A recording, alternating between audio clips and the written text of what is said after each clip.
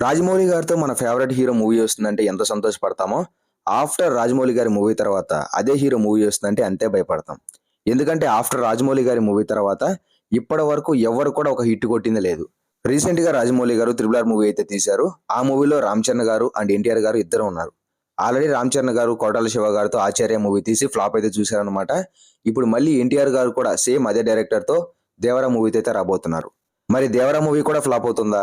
లేకపోతే హిట్ అయ్యి అన్నిటిని చేంజ్ చేసి ఒక కొత్త రికార్డ్ క్రియేట్ చేస్తుందా అన్న దాని గురించి తెలుసుకోబోయే ముందు ఛానల్‌కి కొత్తగా వచ్చుంటే ప్లీజ్ దయచేసి సబ్స్క్రైబ్ చేసుకొని వీడియో లైక్ చేసి కుదిరితే మీ ఫ్రెండ్స్ అండ్ ఫ్యామిలీకి కూడా ఈ వీడియో షేర్ చేయండి.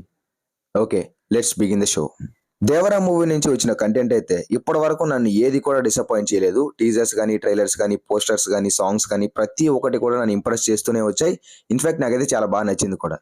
రీసెంట్‌గా వచ్చిన ట్రైలర్ అయితే అరాచకం అనిపించింది. ఆ ట్రైలర్ చూసిన తర్వాత నాకైతే మూవీ మీద చాలా ఎక్స్‌పెక్టేషన్స్ పెరిగాయి. దానితో పాటు మూవీ కూడా హిట్ అవుతుంది అనే నమ్మకం కూడా ఏర్పడింది. బట్ నాకెక్కడో ఉన్న చిన్న భయం ఏంటంటే డైరెక్టర్ కొరటాల శివ గారి మేకింగ్. ఆయన మేకింగ్ మీద నాకు బిఫోర్ 'ఆచార్య' ముందైతే చాలా రెస్పెక్ట్ ఉండేది. ఆల్సో ఆయనంటే నాకు చాలా ఇష్టం ఉండేది. ఇప్పటికి కూడా అదే రెస్పెక్ట్ అండ్ అదే ఇష్టం ఉంది. బట్ ఆఫ్టర్ 'ఆచార్య' చూసిన తర్వాత నాకైతే ఎందుకో భయమేసింది. అసలు ఈ మూవీ ఏంటి ఇంత దారుణంగా ఉంది? కొరటాల శివ గారనే ఈ మూవీ తీసింది అని చాలా భయపడ్డాను. ఆల్సో బాధపడ్డాను కూడా. సేమ్ అదే భయం 'దేవరా' మూవీ మీద కంటిన్యూ అవుతూ వచ్చింది. బట్ ఎప్పుడైతే కొరటాల శివ గారు 'దేవరా' స్టోరీ గురించి మాట్లాడుతూ ఫియర్ వర్సెస్ కరేజ్ అని చెప్పారో అప్పుడు నేను ఫిక్స్ అయిపోయా.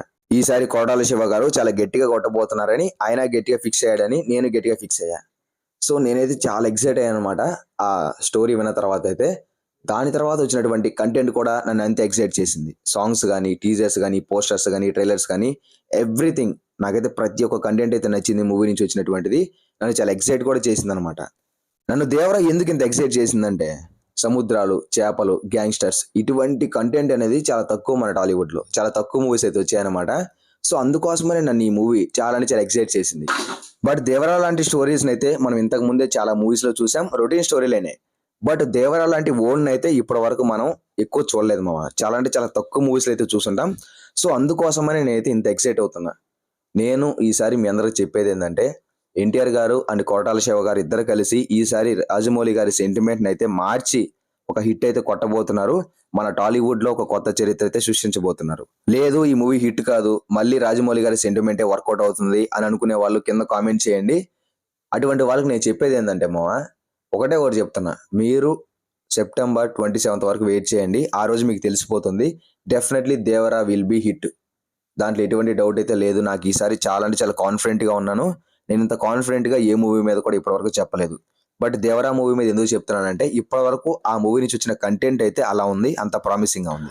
I am very confident about the movie result. నాకైతే చాలా నమ్మకం ఉంది మూవీ మీదైతే. నాతో పాటు మీరు కూడా నమ్ముతుంటే కింద కామెంట్ చేయండి. 'దేవరా' మూవీ డెఫినెట్‌లీ హిట్ అవుతుందని. ప్లీజ్ దయచేసి కామెంట్ చేయండి. అలాగే కుదిరితే ఈ వీడియో లైక్ చేసి మీ ఫ్రెండ్స్ అండ్ ఫ్యామిలీకి కూడా షేర్ చేసి దానితో పాటు ఛానల్‌ని కూడా సబ్స్క్రైబ్ చేసుకొని పక్కన ఉన్న బెల్ ఐకాన్‌ని ఆల్‌లో పెట్టుకుంటే నేను పెట్టే వీడియోస్ నోటిఫికేషన్స్ మీకు ఎప్పటికప్పుడు వస్తూ ఉంటాయి. మీరు ఎప్పటికప్పుడు అప్డేట్స్ కూడా తెలుసుకుంటూ ఉండొచ్చు. So thanks for watching. Have a nice day and సుఖంగా ఉండండి.